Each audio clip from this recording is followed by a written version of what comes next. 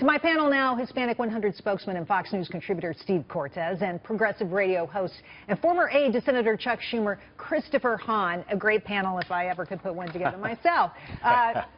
So I want to start with what the Democrats are saying tonight on this Russian grand jury, because I think it's really critical and very important, really using it almost as a political tool here. They say, as the investigation proceeds, it is more important than ever that all of our leaders draw a line in the sand and make clear to the president that he must respect the rule of law. What do you say to that, Steve? Well, Jerry, I say, of course he must. And I guess I'm of two minds on this. On the one hand, and I will tell you this as a veteran of the campaign, I am utterly confident, almost assuredly confident, that there was no collusion, there was no cooperation.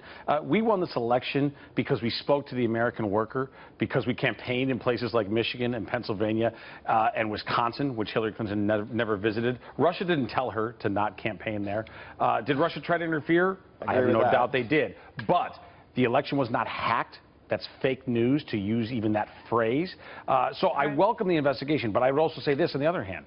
When you have 16 lawyers with unlimited budgets, with unlimited scope, are they going to find something? Yes, I guess they're going to find something. All right, well, let's get to Chris. Let's get him in here, too. So, Chris, this is the second grand jury panel, right? We already had one that's been doing an investigation on its own, right? And now here comes another one. What does it tell you that we have grand jury panel number 2 out there? Well, it shows that this is a very serious investigation, and I expect that Mr. Mueller is going to respect the rule of law, is going to follow every procedure, and he's not going to end this investigation until he can prove that the president is squeaky clean or did something wrong. And if he's not squeaky clean, he definitely has something to worry about. Now, the statements his attorneys made today were the proper statements. We welcome this. We hope this wraps these things up quickly. Let's see how the president reacts tonight. He's been pretty well disciplined since he hired General Kelly as his chief of staff. Let's hope that that discipline sticks, because if he starts attacking Mueller tonight, he's going to continue to get the wrath not just from Democrats, but from Republicans like Lindsey Graham, Flake, and others. I would push back on that, though. Listen, here's my problem. And I welcome Mueller, and as I said, part of me still does, because I know there was no collusion. That's a collusion delusion. But I would tell you, this worries me. No responsible country says there's no crime committed, but we're going to start an investigation. That's something that happens in North Korea. It's something that happens in Russia. Well, there was a crime. There was a crime. What was the crime here, right? And the crime was the hacking of the DNC. Now, we're not saying that Trump hacked it. That's not a Trump crime. Mueller's charge, but Mueller's charge, sir, is to investigate Russia's influence in this election wherever it goes. And that's why he's got a grand jury here, and that's why he's subpoenaing certain people. Let me just interject here. Has this investigation gone too far in going after the president, in your view? Has it stepped over some lines? Why? What is it? I mean, and maybe he can explain this to us someday, Mueller, I hope. But what is it about? If we're only investigating the DNC hack, which I think that is a hack, okay? They did hack the DNC. And by the way, I don't like any American being hacked, but I will say this. I'm glad that the American voter was illuminated about what the DNC actually believed, what people like John Podesta actually believed, what they said in whispers, which is they can't stand Catholics, which is that the primary was rigged in favor of Hillary Clinton, which was that they were in collusion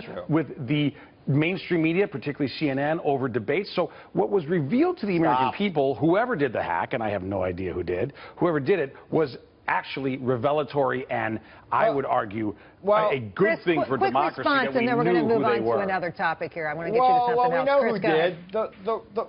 The Russians hacked the DNC, and they met with Donald Trump Jr. and Paul Manafort and Jared Kushner in Trump Tower, right down the hall from the president, saying they had information on Hillary Clinton. Where did they get that information? Now, so let me tell you something. If this was Hillary Clinton and it was going the other way, you would be calling for her impeachment right now. So stop it. Democrats aren't even doing that. They're saying, let's let this investigation play out. Well, they seem to be taking political advantage tonight already. I think I do witness that. And that sort of brings us to tonight, right? The president tonight talking to some of his most hard-fast supporters in West Virginia. We know that coal miners have supported the president for some time. He's been very supportive of them. What does he need to do tonight, Steve?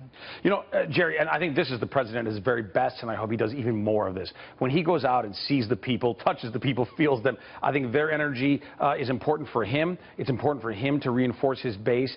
This is a man, and but should he speak to what's going on right now in Washington, this investigation? I don't think so. He may, and I don't know what he's going to talk about exactly, but I know this.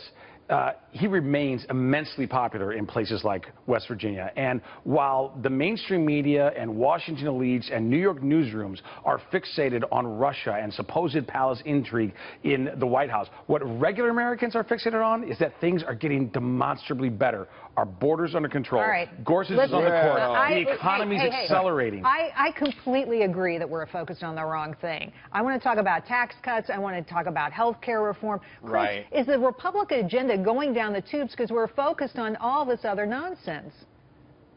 Yeah, look, the reason why the president's approval rating is at its lowest point, 33% in some polls, is because they're not getting anything done in Washington. I agree with you. Well, the American people right now are not focused on Russia. So that's an interesting point, my friend. That's a very interesting point. It's not because of Russia. It's not because American public has decided that the president has, shaken hands with Putin and is now doing his bidding in Washington. It's because the agenda is not getting worked on. Steve, to that, don't we need to get back to the things that really matter to Americans out there? And I'm talking about taxes. Right. Here I'm talking about getting health care to people who need it.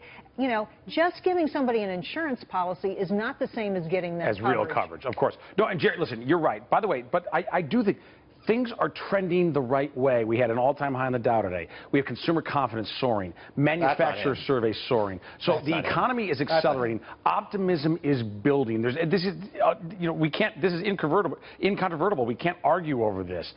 Why? Because people believe in a growth agenda. But we must deliver on taxes. All right. That's a huge We got to leave part it there, guys. Always great having the two of you together. Love it.